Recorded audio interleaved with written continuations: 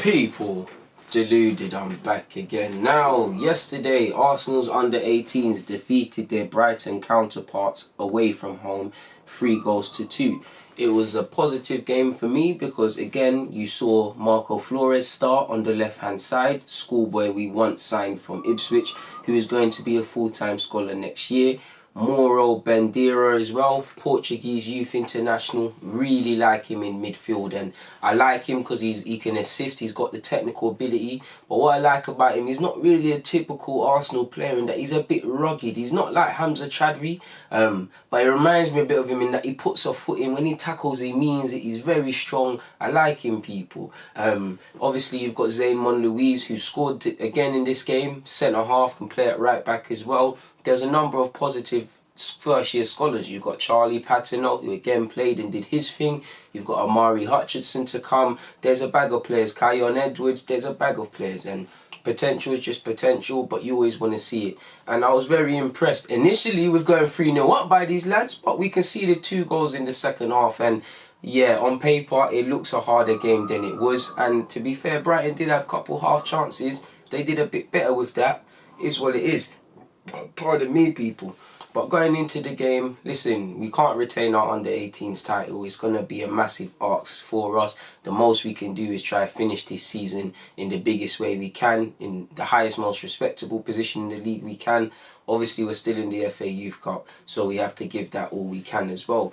But going into the game, again, I think we started well. We got in their half. We was pressing and forcing mistakes. We was getting balls together, playing balls together and getting them neat little passes going. I think Flores, one thing I like about him is he's got an engine. He's on stuff a lot, people.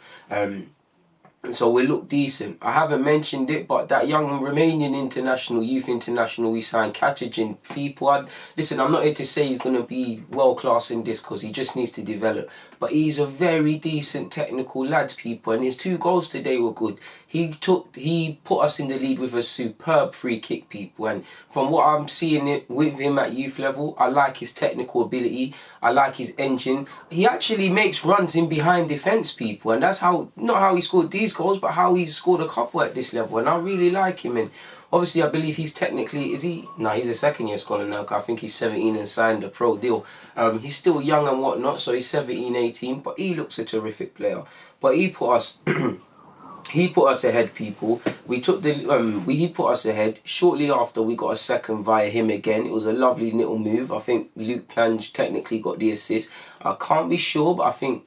Can't remember who, I think it was our left back. I can't remember who it was. I can't remember. Someone stepped in and nicked the ball from Brighton, and then it started like a 3-pass sequent move.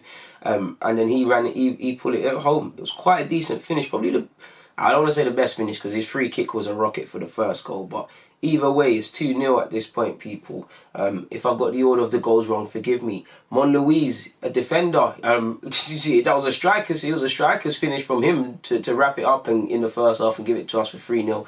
Corner comes in. It's not really dealt with, and he's just reacted and hit it with his left foot. And it's a very good finish from the young man. And it's put us 3-0 ahead. We're playing well. Brighton are a good technical side. They're giving us little threats, but it's very much one-sided, and we're doing what we need to do. Second half, naturally, they need to come out and give some pride in their performance. Brighton, I'm speaking about, because their manager must have bollocked them.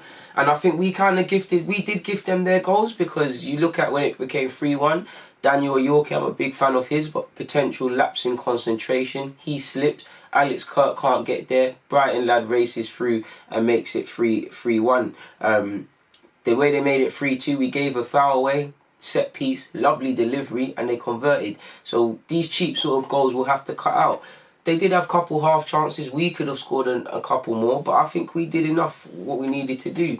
The only criticism obviously is it's not as one-sided as the first half would have suggested, but it is what it is, people. Obviously, they was without Miguel Aziz, who's played against Manchester City at 23's level. So there's an opportunity for a number of midfielders to step up, man. And again, I don't want to keep talking about the same topics, and not everyone can make it, but there's a lot of decent midfield options genuinely at this club, particularly at under-16s to under-18s level. Catalin bossed it today, people, and he really has a lot of potential. If he works hard, you never know what can happen.